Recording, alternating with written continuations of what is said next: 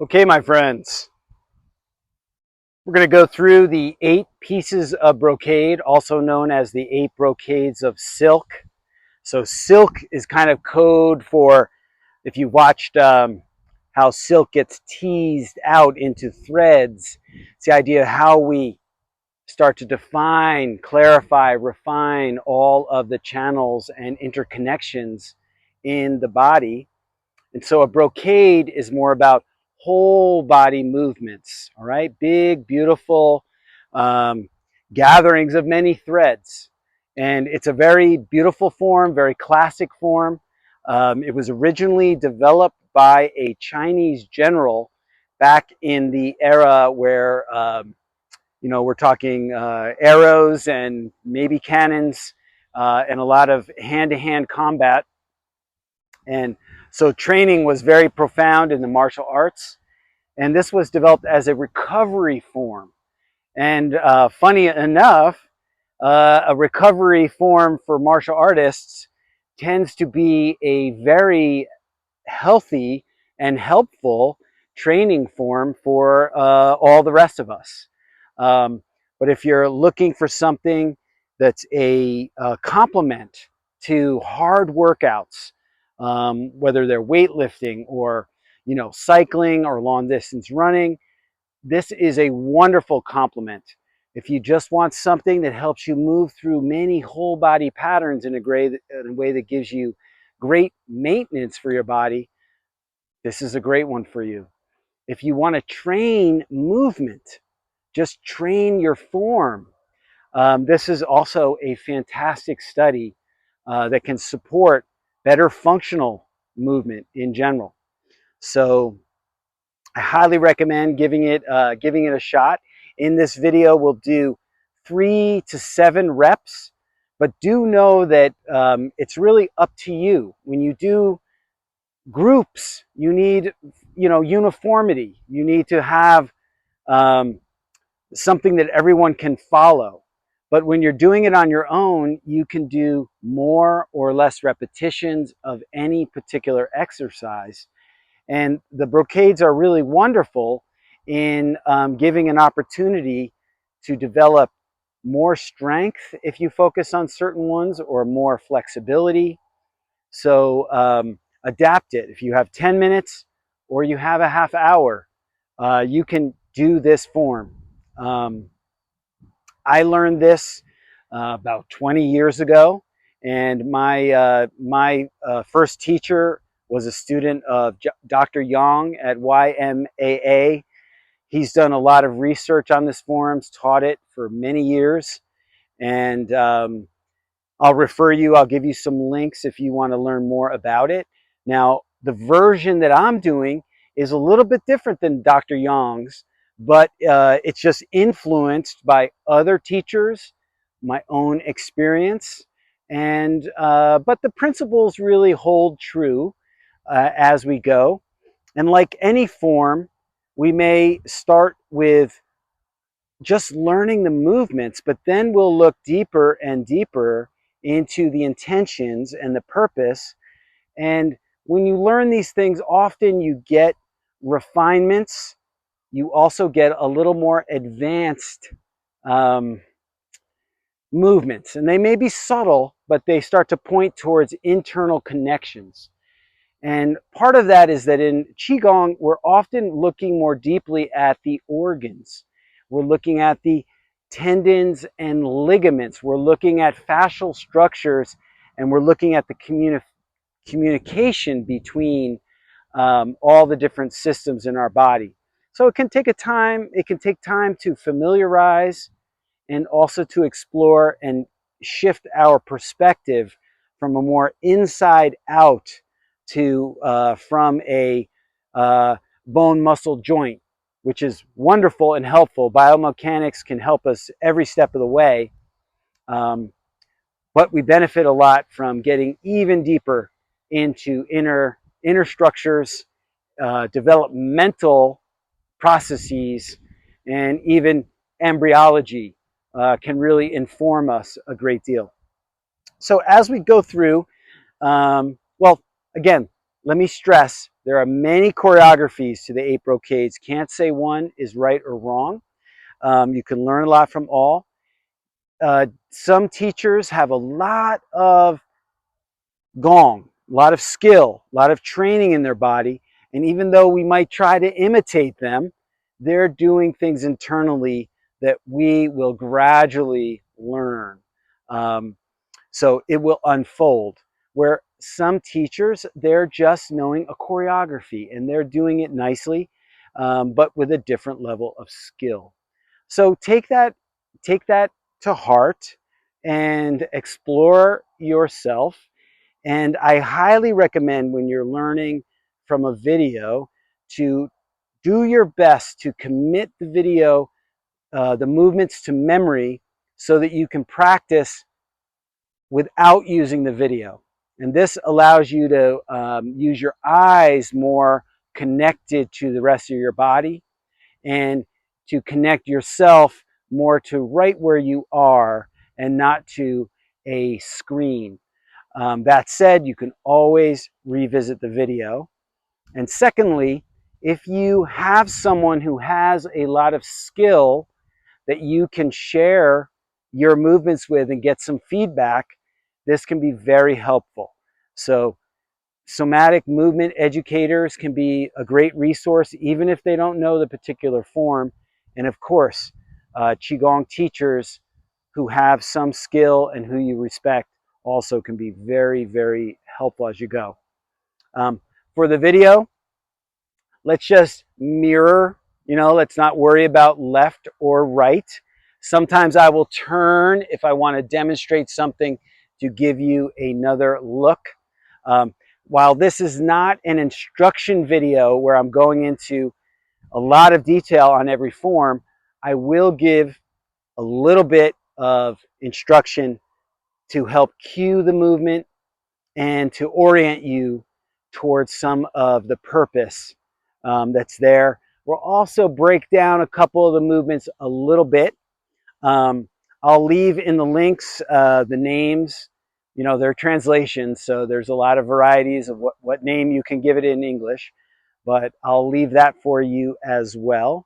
And feel free to reach out with any comments or feedback. You'll find me in, for the most part, in New York, upstate New York, and also in the city.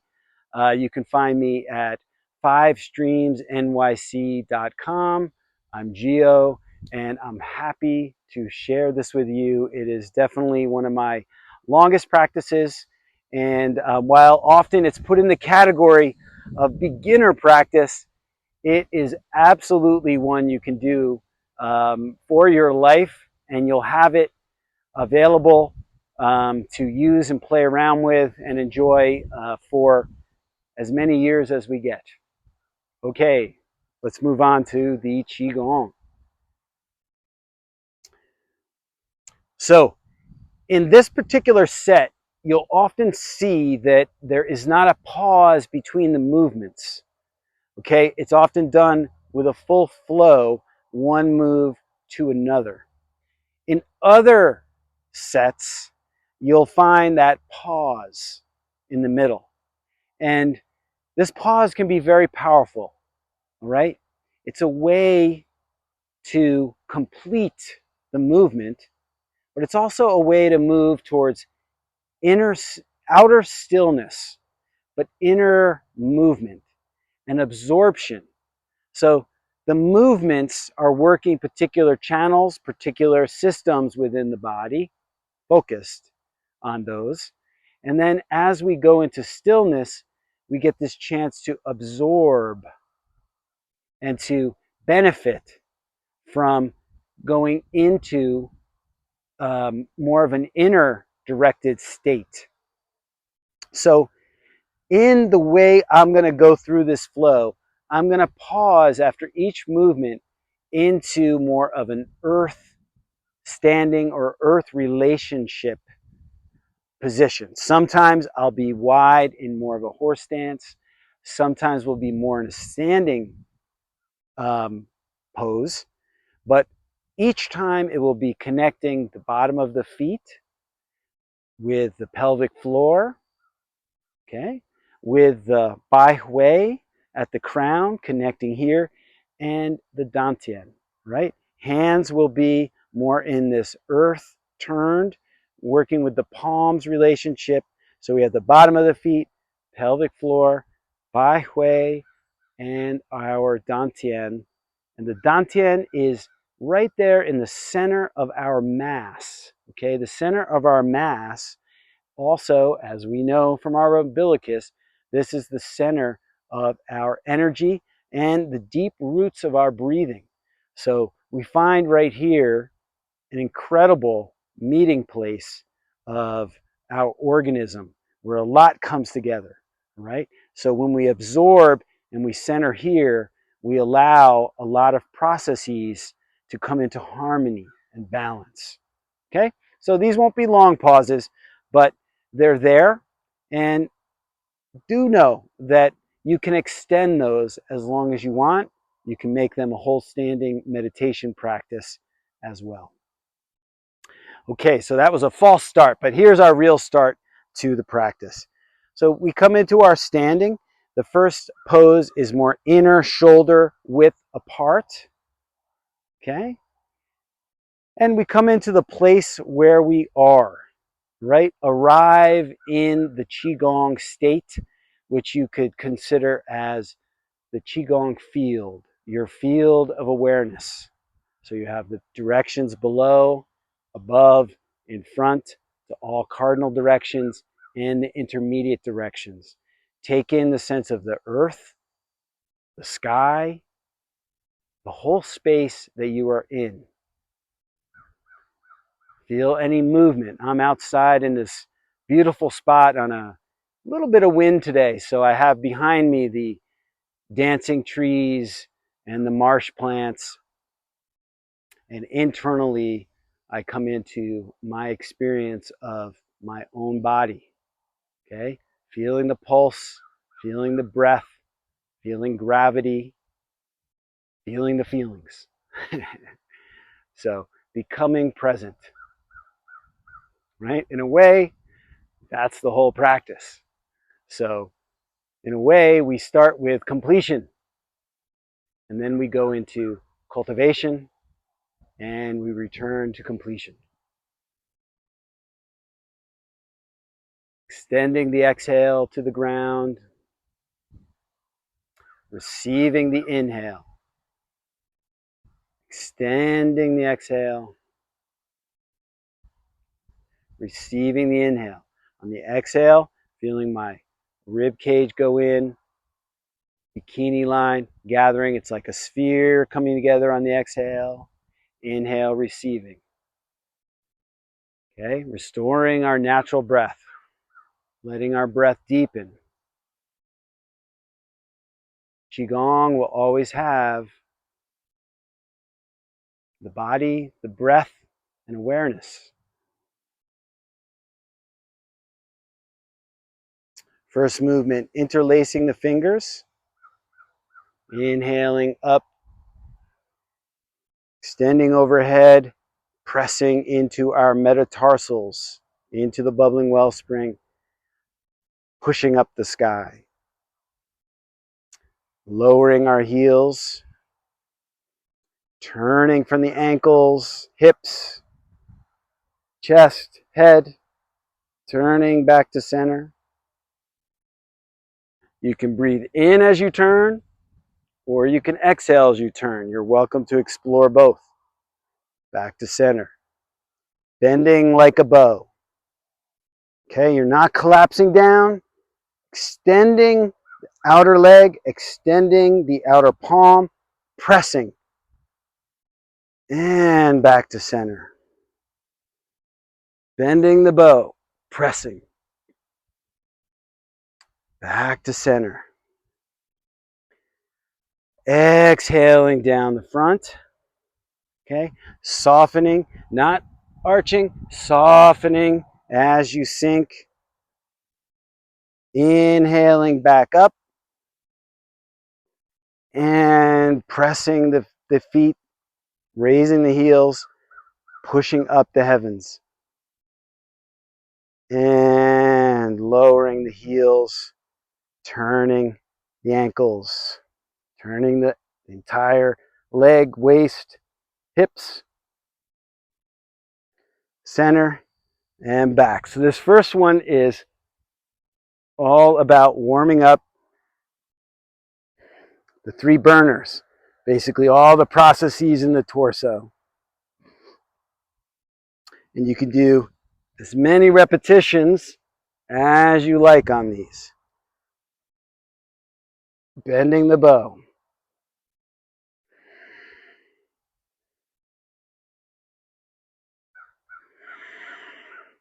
You'll see some people exhale like this.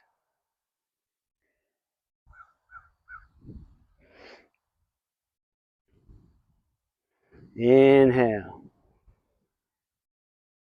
Exhale. Inhale. Turning the ankles.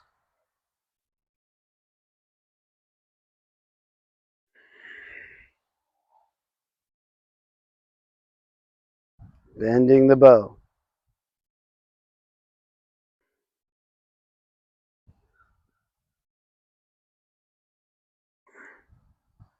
Pressing up, exhaling as we flow down, softening the spine, sinking. Inhaling back up to solar plexus, exhaling to the ground. Complete the first brocade. Let yourself absorb the movement. Feel your pulse. Center your pulse. Center your breath. Find that earth relationship breath extending, receiving. Okay. Second movement, we step out into horse stance. Okay. Key part as we go down and up in horse stance, all right? We do not want to be going down, tucking, pushing out our derriere. We do not want to be pulling under, okay? Good way to think of this as you go down, feel your sit bones separating. Sit bones separating, and as you come up, your sit bones come together, okay? It's a very direct way to get that sinking and rising, right? And you see my moving, dorsiflexing my ankle, getting this nice. That helps your pelvic floor start to also pump, okay? And pumping the fluids, pumping the chi through your waist. So this one, we're gonna inhale as we sink, come up the midline, hands move towards the shoulder, turning, drawing the bow. Inhale, back to center.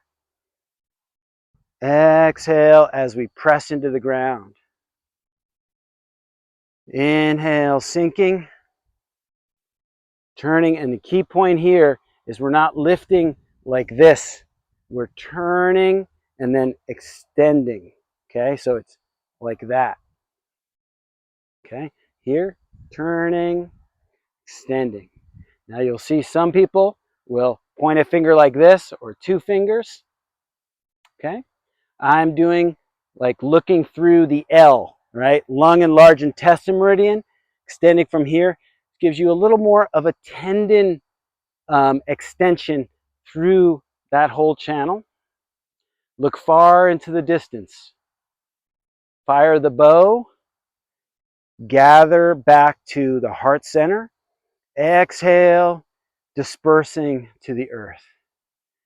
Gather, rise, extend. Look far into the distance. Inhale, gather back. Exhale, disperse. So we'll go into a flow.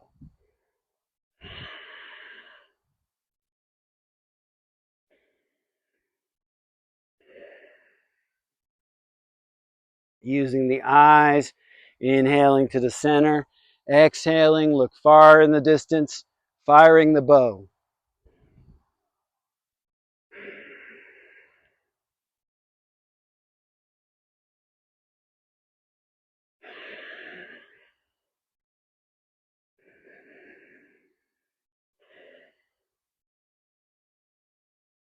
Okay, you do 24 of these and you will feel it. You'll be building a lot of strength and connection between the ground and your pelvic floor, building that horse stance.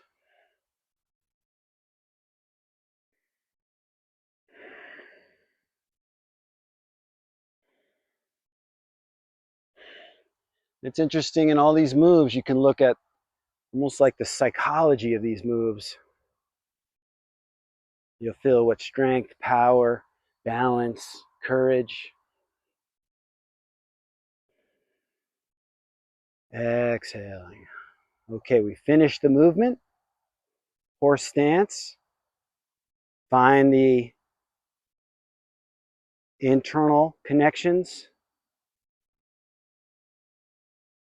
Absorb. Let your breath settle, your heart center settle. Center. Find the breath connection with the ground. Then we come back into the inner shoulder width stance. And the third brocade, we inhale up to the solar plexus. You turn one palm down and you press as you raise and you separate earth and heaven here. Okay, this is then gathering earth, gathering heaven, back meeting at the solar plexus. Okay, and there's a sense of gathering, containing here, and mixing, and then we extend, pressing into the earth, pressing into the heavens. Internally, this is mixing spleen and stomach chi. Okay, yin earth and yang earth. Okay, so heaven, yang, inside the body, really mixing in the solar plexus area. So this is for harmony, especially digestive harmony. And that feeling in the middle of your body being connected. Also, that area of the solar plexus is where your largest lymphatic duct is, okay? The cistern.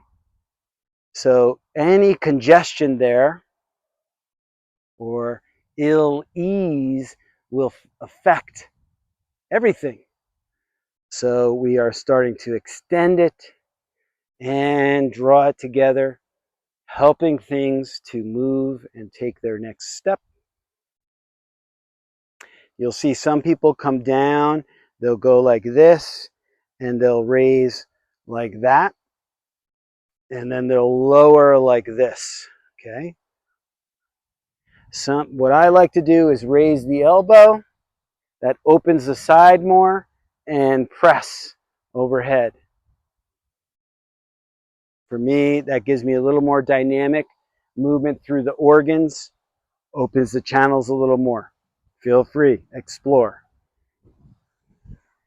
Inhaling, exhaling, pressing into the feet as you reach above.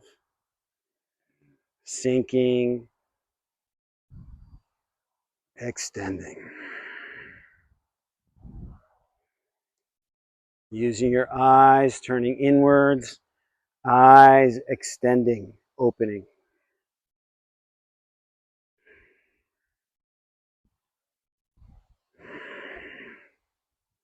To complete, we come together at the solar plexus. Both palms go down and we exhale to the ground. Complete the movement. Okay. Bottom of the feet, pelvic floor, bottom of the hands, dantian, Bai Hui.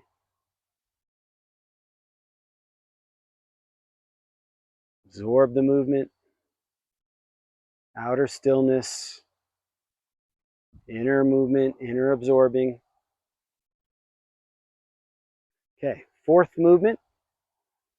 Swinging the sky post. Some people turn this, call this wise owl, turns its head. Many names for all these. And the general idea is to clear weaknesses in the organs and balance the emotional life.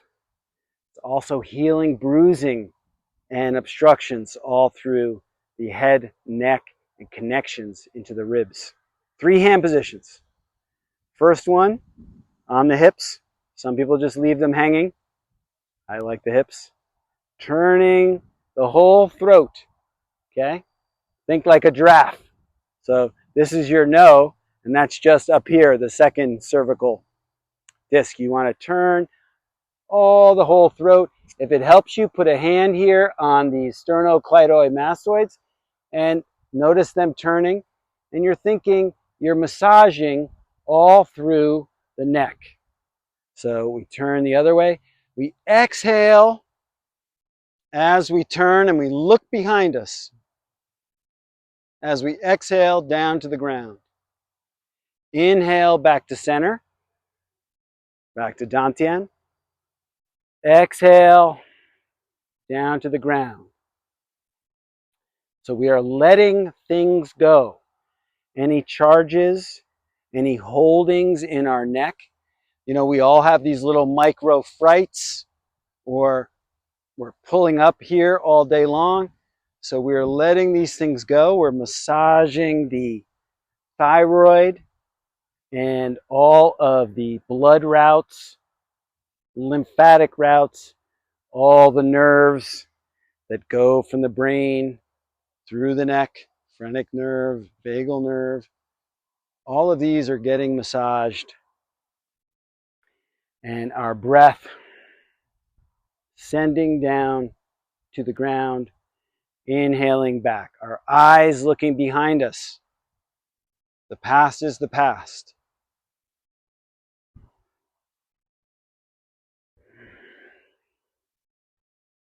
Okay, second hand posture. Up, but the key point here is you want your clavicle to move forward. So I suggest putting a hand on your clavicle, feel it move forward and back, and get it in a forward position. You will see people stand like this for this one as well. I don't like that as much for most people because they'll tend to pull up in the shoulder, and we don't want that. But if you can do this while staying relaxed, you get even more movement through this area. If not, just push forward like you're pushing your elbows forward. Get your clavicle out there and turn your head, and you'll see you're massaging into different area, especially the clavicle, you know, roots in here, but you have the first rib and the second rib, and this one in particular is to help relieve any bruising or stagnation and to help the movements of nerve pulses and blood and lymph. And I'll often be doing little micro movements. I often add touch to these things too, and a little massage. But that's not in this form. So we swing the sky post left and right, curing weaknesses and illnesses. Exhaling to the back, inhaling back to the Dantian, exhaling to the ground and looking back, inhaling to the Dantian. Last one. Okay, third hand position. We put the hands on the kidneys. Key point here is that we don't have the shoulders forward like this, and we don't arch the back. We actually draw the shoulders back and we press the back into the hands. So this is warming the kidneys and the adrenals, connecting with our kidney energy, our bladder channel in the back. And again, letting energy go. So we turn, you'll see we're stretching into a different part of our head and neck and shoulders.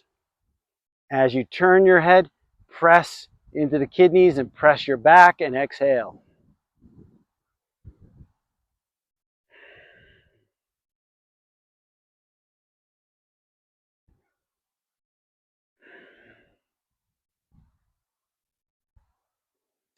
Letting frights go, warming the kidneys, breathing into the kidneys, calming the adrenals.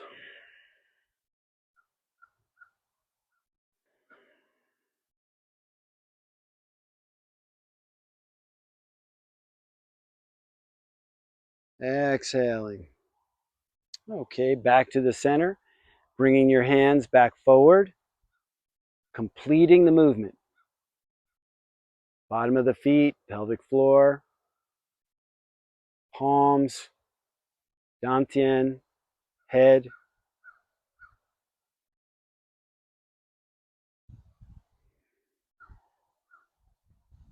Okay, fifth movement, swinging the tail, swaying the head. This one we're going to turn our pinkies out like this and put them on top of our knees. You can also have them higher up if this is a little bit difficult. And a key point is that we are not tucking or ducking. You want to, just like we are in a horse stance, hanging, letting your pelvic floor be springy and open. And a key point here that you don't see taught specifically in this, but it's a key principle in our Tai Chi and Qigong, is being able to move the pelvis around the top of the femur head, the top of the thigh bone. Okay, so in this movement, we're not going like this, dropping there, you see, dropping. We're looking to turn the pelvis, and you can think of your belly button turning away from your knee.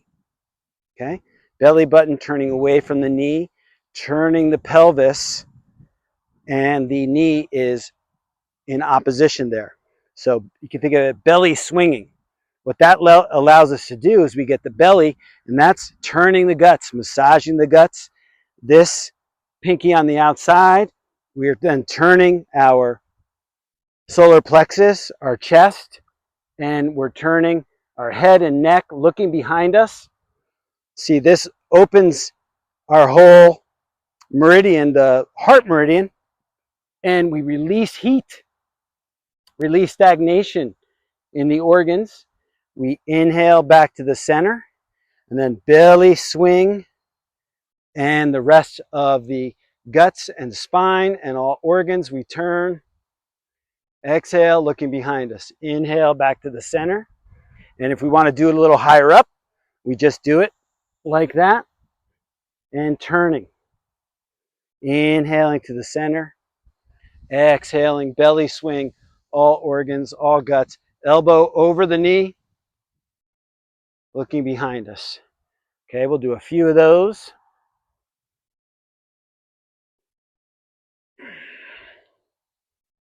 Okay, now a little more advanced on this one is when we are turning here and we extend a little with that foot. Extend and turn, and then we can add looking back over our elbow. And you'll see you get a much different impact.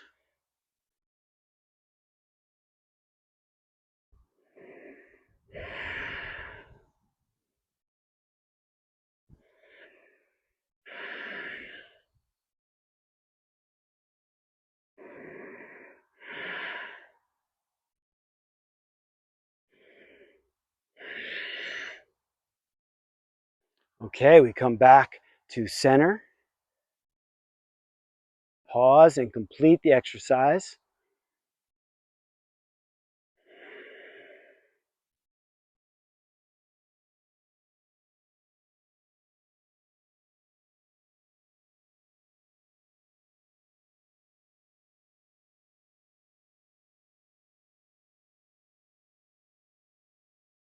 You'll start to be amazed how extending that exhale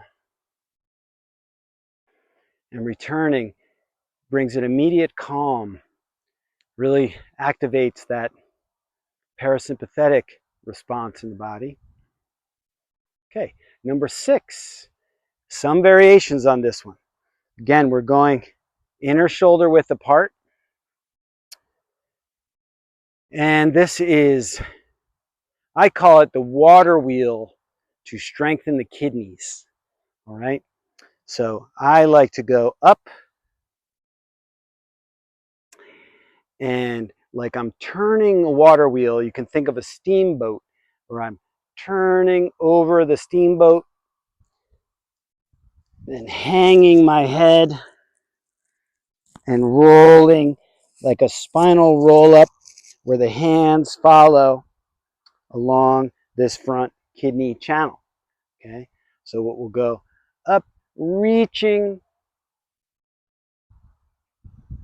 pushing, turning, hanging, pressing into the ground to slowly roll up.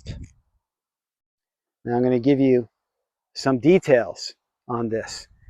Key point in this one, the way I like to teach it, is we want to get a very good hip hinge. Okay, so that means let's leave the knee a little bit dorsiflex at the ankle, a little forward, and we want to be able to move from this hip. So you can push back here and you feel your glutes getting big, all right? A nice hip hinge. And then as you come up in a hip hinge this way, you press through, all right? So what it looks like is we do a hip hinge as we come over, hang the head, and then we're doing a roll up as we come up. Vertebra by vertebra, the hands follow, and we go over, all right? The hip hinge is such a key functional movement and is critical for a healthy spine. So I love to train that. Coming over, head hangs, coming up. Okay, now to add to this, we can turn and do a hip hinge to the side, roll through the center, come up the opposite side. So we're doing these turning water wheels. These are stretching the kidneys, compressing the kidneys, twisting the kidneys, and working the whole back channel, back body. Just a fantastic exercise you can do anytime. We come up back to the center and we'll go and reverse it. So I'm turning from the ankles, hips, and flowing through, pressing into the ground to come up. All right, if these cause any discomfort in your lower back, I would suggest simplifying it and getting a little bit of instruction from a movement expert so you can do it and get the benefits and not have any problems. Okay, so we go around and up.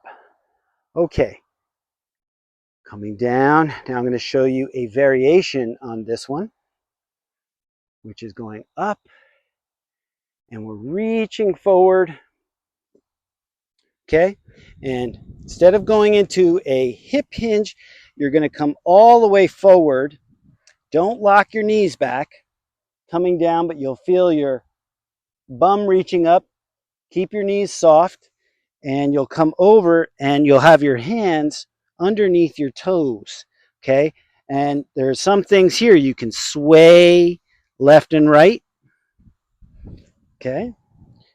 You can sway left and right, all right? You can do little bounding and open up the sacrum. You can do little elephant walking, pressing your knee forward and back. Loosen up your whole body, swaying left and right, letting your head hang. And then as you come up, roll up vertebra by vertebra, nice and slow. The head will come last. Hands will come up. And you finish there.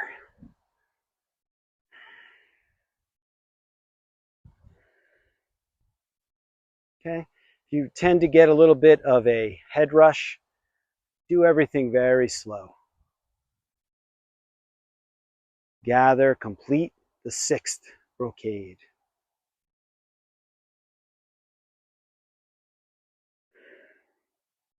Now we're going to step back out into horse stance, and we're going to gather like soft fists to the waist. You'll see at the waist, your dantian's here, fists on either side. And key point here is the shoulders are not forward like this. Your shoulders come back, really rooted in the ground. So it's a very you're ready. And you're going to raise the fist and you turn. Again, you don't lift here, you open here and punch. Okay? You'll see some people do this and they punch straight out. I like to come here and punch higher. And when you punch, you open your eyes wide, stick out your tongue and go, inhaling, exhaling. Okay? When you punch, you want to feel the connection between that opposite leg you're extending. So if somebody was pushing this fist, it would be pushing down into this leg. Okay? Inhale. So this is releasing frustration, heat, anger, any disempowerment that you have. Okay? So you're that gaze, they say gaze like a tiger.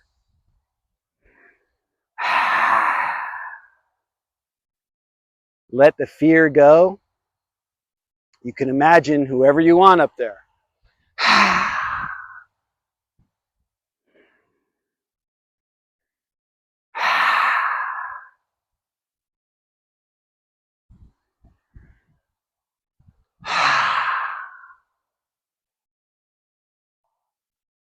Second part of this, you won't see all the time, but I like it. And that's a punch, belly punch, a corkscrew punch to the front, like you're punching the guts of somebody in front of you. Okay, so it will be this, this. And you can do it like you're moving from getting your power from low. And this to me communicates, I'm ready. It's like you're ready to go back into the game of life. Pounding the drum. Let's go. Okay? So complete the movement.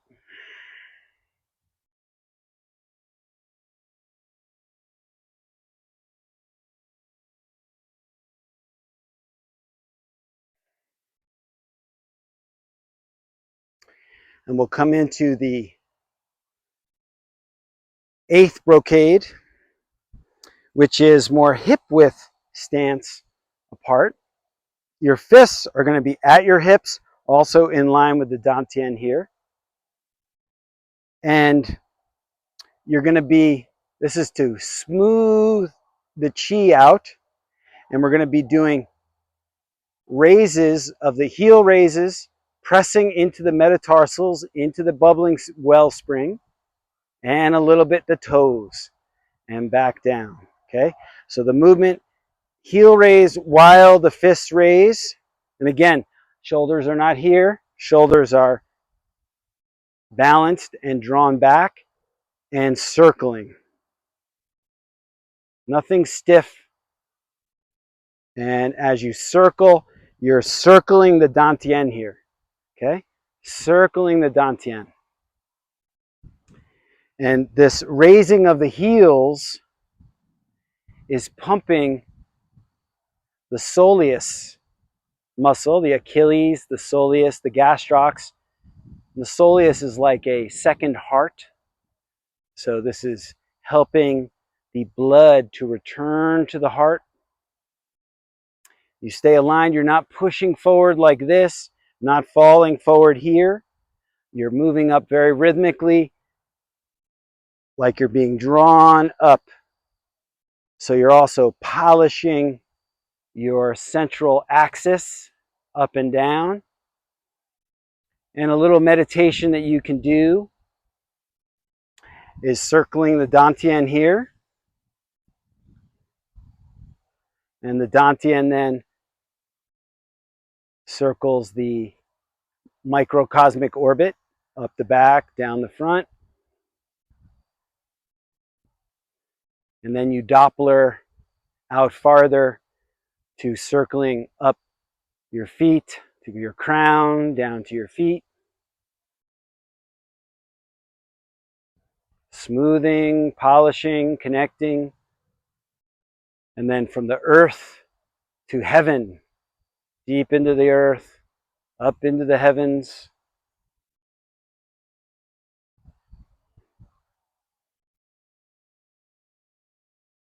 And then the celestial orbits.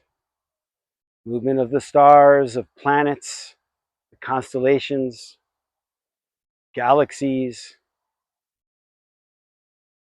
Connecting your own internal orbits and movements with the larger universe. And then drawing back into heaven and earth.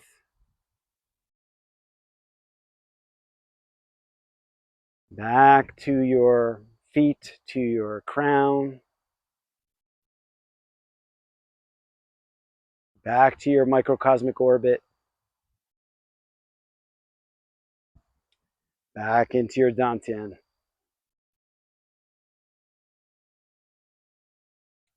Centering your energy in your dantian. And we pause. And we gather. Don't worry left over right, just the heart of the palms over the heart of your energy center, center of your own mass. Connecting the outer and the inner. Letting your senses move inward, like you're gazing internally at the hearth, listening to the hearth. Swallow your saliva like you're seasoning the dish and stimulating your digestion. Let your breath return to its roots. Just absorb. Then bring your feet fully together. And this is just a symbol of completion or of union. And let the curtain drop on our performance. Let your awareness rest in a timeless space. Let the great mystery in.